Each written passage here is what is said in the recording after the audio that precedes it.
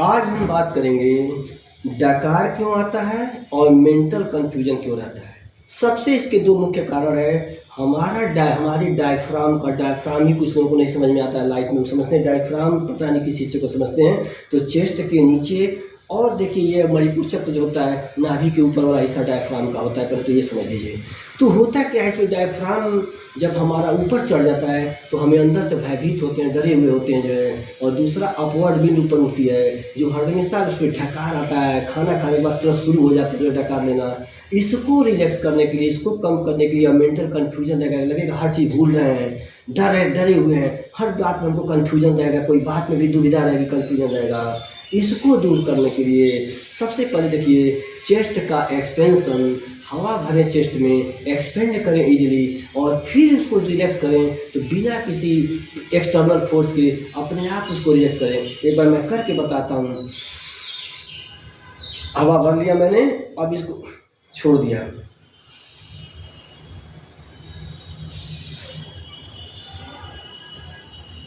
Relax हो गया।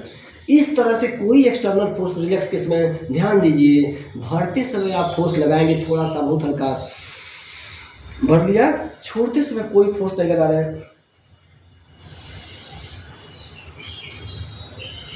यदि जब आप छोड़ते समय कोई फोर्स नहीं लगाएंगे तो होता क्या है, जब हम एक्सपेंड करते हैं, देखिए जब हम हवा भरते हैं तो हमारा डायफ्राम सीधे नीचे ही जाता है, ध्यान दीजिएगा। और जब उसको छोड़ते हैं, रिलैक्स करते हैं, तो फिर डायफ्राम अपने ओरिजिनल पोजीशन में आ जाता है। ऐसा नहीं कि ऊपर सीने पे चढ़ जाता है। जब आप एक्सपेंड करते हैं, हवा को छोड़ते हैं, रिलैक्स करते हैं, तो डायफ्राम अपने ओरिजिनल पोजीशन में आ जाता है। फिर सुनिए प्रक्रिया क्या है।